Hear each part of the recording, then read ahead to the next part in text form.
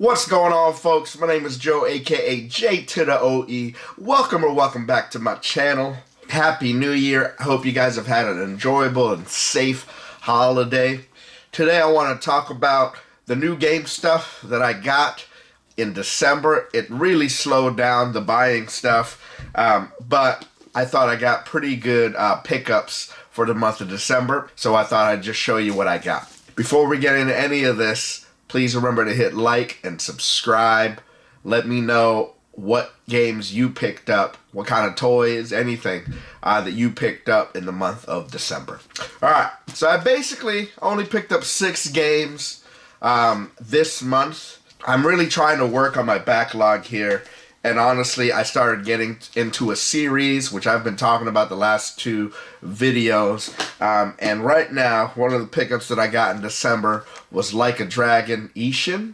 I am obsessed with this franchise right now, and I'm loving the feudal Japan area. Now, it is a remake of like a PS2 game from Japan, so it feels old, but what's great about the Like a Dragon or Yakuza series is really the story that grips you. And right here, man, no spoilers, but after the first hour, I was hooked. There's so many random encounters that are happening as I'm playing that I'm really just loving everything that's happening. So, Like a Dragon Ishin, I'm working on it now, and next year, my plan is to play as many of the Yakuza games as possible. Thanks to Video Game Plus, I got The Man Who Erased His Name on the way, so I might play that right after this. And yeah, and anytime I want to break, I'll play other games. But yeah, Like a Dragon, Ishin, having a lot of fun with it. We'll go PS5 and Switch, then PS5 and Switch. What I got early this month was Marvel vs. Capcom Fighting Collection. I still haven't opened it because I haven't had time, but I wanted to buy it because I know the first edition had a comic inside of it.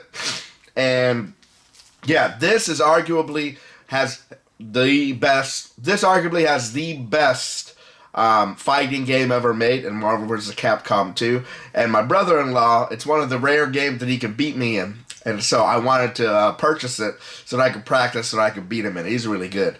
And yeah, so it has Marvel vs. Capcom 2. It has, what else? Marvel vs. Capcom 1, X-Men vs. Street Fighter, X-Men, Children of the Atom, Marvel Superheroes vs. Street Fighter, and The Punisher. The Punisher, which is a side-scrolling beat-em-up game for 2 players. You can play as the Punisher, or you can play as Nick Fury. So that's kind of a really great addition to it.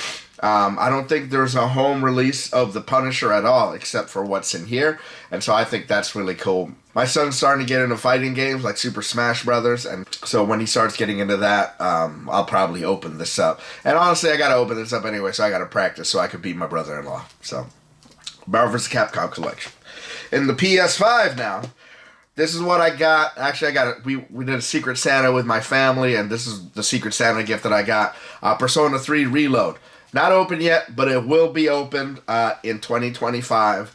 I love the Persona series and have been wanting to get this for a while, and I saw that it was on sale on Black Friday, and we had a limit on to what to buy for a Secret Santa for $30, and this was on sale for $25. So I put this on my list and heavily hinted that my Secret Santa should buy it now before it rises back up, and he came through. So yeah, Persona 3 Reload is the 3rd game of the Persona series. It's a JRPG. I heard it's really good, and yeah, Persona 5 is my favorite JRPG of all time, and I heard it was a lot like it, and so I can't wait to get into this. This like 60 to 100 hour game next year. Now the Switch game. I got this, actually the Switch game and the next PS5 game. I got this from Limited Run months ago, and finally came in. Valkyria Chronicles, the first one. This is a really great strategy RPG. This did not have a physical. I already have this on digital. I've beaten it, and it is amazing. This is one of the best. This is a hidden gem right here. One of the best strategy RPG games. If you're into historical fiction as well, this is the Battle of Europa, essentially World War II. You play as a tank commander, and there's a bunch of characters here. from a sniper rifle to just a plain soldier and everything in between. I'm trying to remember because it has been a while, but I remember really liking this. And yeah, if you're into anime as well, it's anime graphics. The only thing in physical before this one was Valkyria Chronicles 4, and I have that as well, and so I thought I would get this because I wanted it on physical, and I'm a really, really big fan of this game and this franchise. And so Valkyria Chronicles, the first one, came on the Switch this month. And my other limited run game that I bought a few months ago that finally came in was Humanity. This was a spontaneous purchase.